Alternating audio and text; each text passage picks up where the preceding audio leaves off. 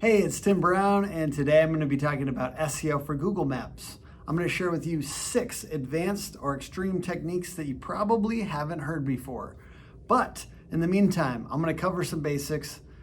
First of all, if you didn't watch my coworker, colleague, teammate, Cody Warren's video, check it out in the description below. It talks through the basics of SEO for Google Maps. Beyond that, if you haven't yet, here are the 4 basic techniques that you really need to make sure that you're covering. 1, ensure that you've filled out all the relevant fields. Make sure that you have the correct service area, the right hours. Make sure you have your website in there. List your specific offerings in the description of your company. And when appropriate, use the right keywords that you're trying to show up on Google for, because Google does pull that description in when it's making its decision about who to show. Second, have you added all the relevant categories? So I know that Cody walked through how to add categories. So if you haven't checked it out, check it out. But here's the deal. Maybe you could add a couple more categories that are relevant. And 3, add more quality photos. So if you haven't yet, this is a huge opportunity. Most people don't add a lot of photos, and that's a big piece to what makes their Google My Business listing look bland. 4, get as many great reviews as possible and consider rewarding your employees for getting another review. All right, now we're going to move on from basic to pro. Pro tips here. First, respond to all reviews, good and bad. Professionally and cheerfully resolve disputes. And then ask for keywords in your reviews. If it's somebody that you know, and you have good rapport with them, ask for certain things to be mentioned. And then also add keywords to the replies. That's probably the number one thing that you can go do now.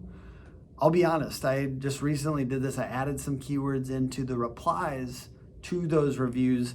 To me, that's a great way to be able to, in the conversations, in replies, you have a lot more freedom than just telling people to throw in keywords.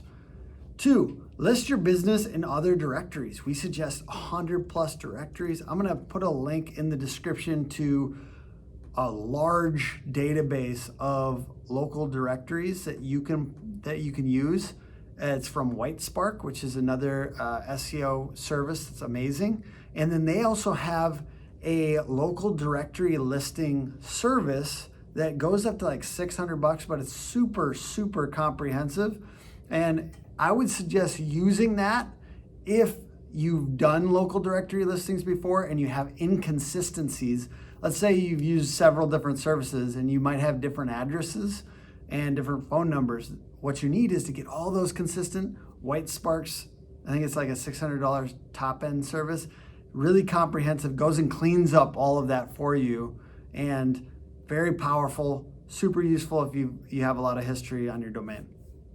All right, 3, make your link in Google My Business, yourwebsite.com/?GMB. Why would you do that? Well, a lot of people don't know how much traffic they're getting from Google My Business. So when somebody goes and sees you in the maps and they click your website, how many people are doing that? Do you know?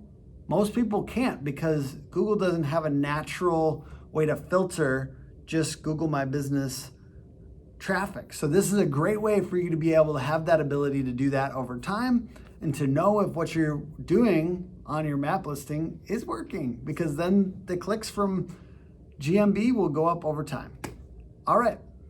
4, corresponding landing pages with keyword-rich meta titles and descriptions. So if you are trying to rank in certain cities, first of all, you do want to have those Google My Business listings when appropriate, when you have an actual location there, and then a corresponding landing page, because that is huge.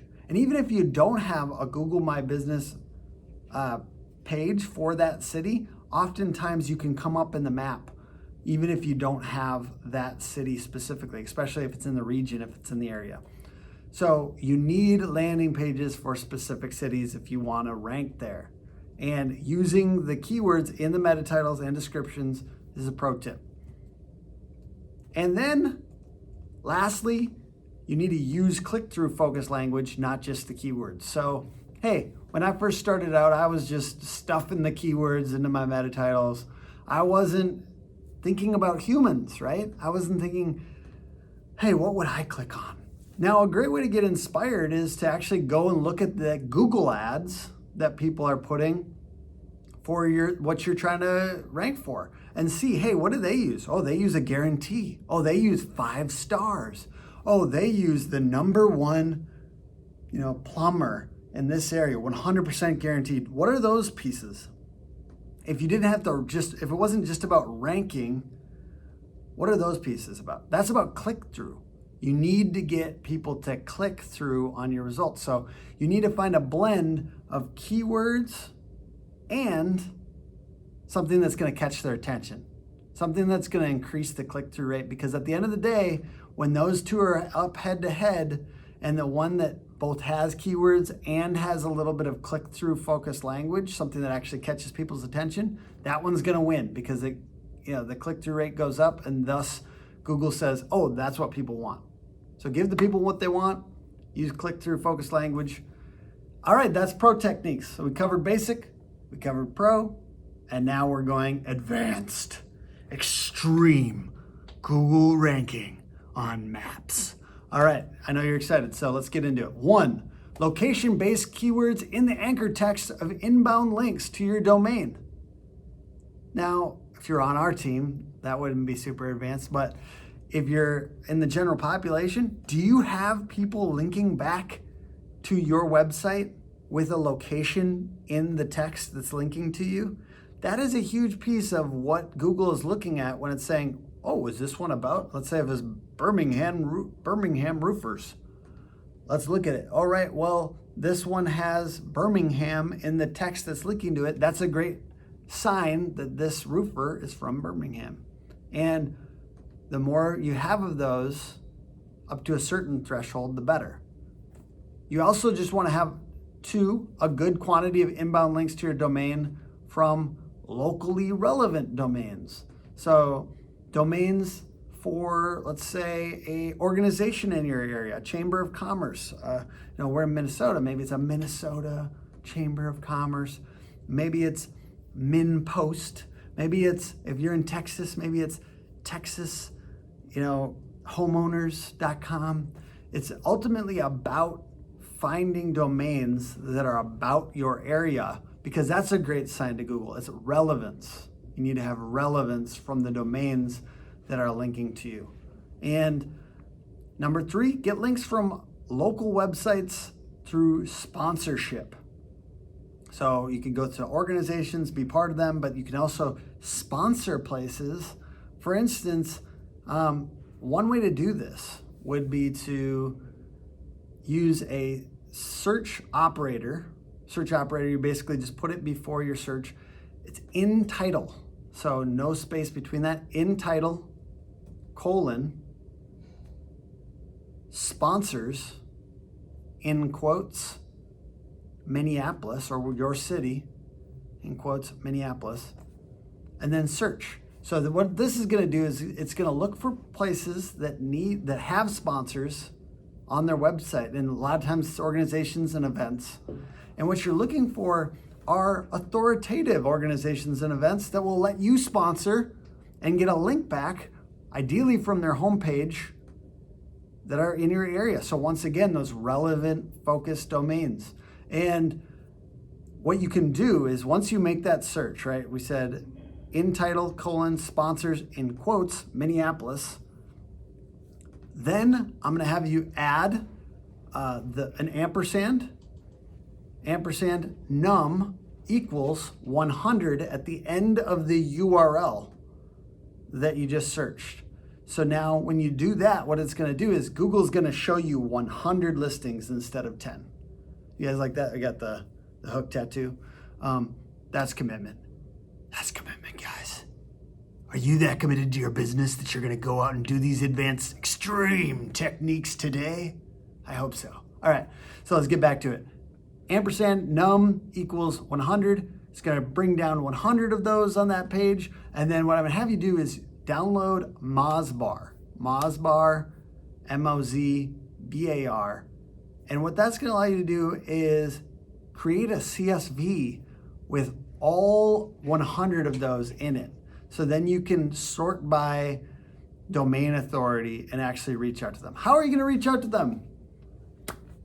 How would I get a sponsorship, and what is the way to go about doing that? All you got to do is just say, hey, we're looking to sponsor some events or what have you in the area, whatever it happens to be, and say, hey, we've got a budget of $300 or we've got a budget of $500 or whatever it happens to be.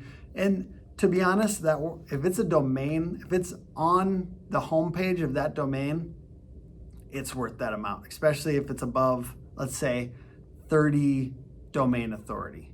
If it's on the homepage, it's worth it. So it's a great way to get links, great way to be a part of your community. It's a great way to get more domain authority.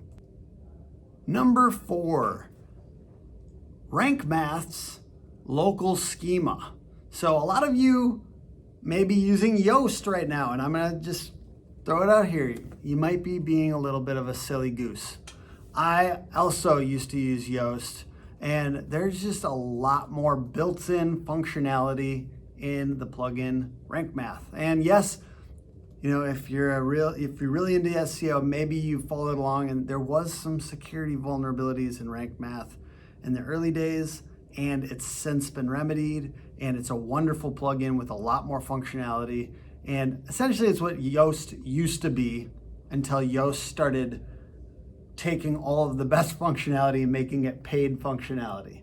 So Rankmath is a wonderful option, and all you need to do is go in and set up your local address, phone number, and so on in Rankmath, and it will do the rest. It will give you local schema, and it's wonderful. If you're interested in the specifics on that, I'll put the link to a video that our teammate Cole put together about setting that up. Awesome way to get more clarity to Google about where you are, you know, your phone number, etc. So basically what it does is in the code, it calls out the specific, you know, this is the address, this is the phone number, that kind of thing. So it allows you to give more information to Google about what the information on your web page is. All right, number 5 is a video with the city, state, and zip code in the title of the video. So this is on the bet that Google uses its own properties the most, right? So if we're talking about a YouTube video with the city, state, and zip code, it's a strong indication to Google that you're committed to that area and this page is related to that area, and then embedding that YouTube video in that page. And then lastly, number 6, EXIF location data. So you can actually tell Google where a particular photo was taken. And in fact, you can make a photo seem like it was taken in a particular geographic area. So if you're trying to rank in Google Maps, if you want to get higher in Google Maps, you can put all of your images through this system. There's a system called GeoImager, that's GeoImgr.com, and actually just tell Google that it was taken in particular areas and give more metadata to those photos. Google then uses that to say, oh, this is relevant to that area. Google's smart. You just have to be a little bit smarter to share with them what they want. All right, so those are the 6 advanced techniques. I strongly suggest that you experiment with these, that you have fun, that you get higher on Google Maps, because that is where a lot of action is. Hey, just use your own experience. Do you use that area when you're looking for a service provider? If you do, don't be a hypocrite. Go rank there. All right, thank you guys so much. It's Tim Brown, and it's Hook Agency, hookagency.com. Have a great day. Bye.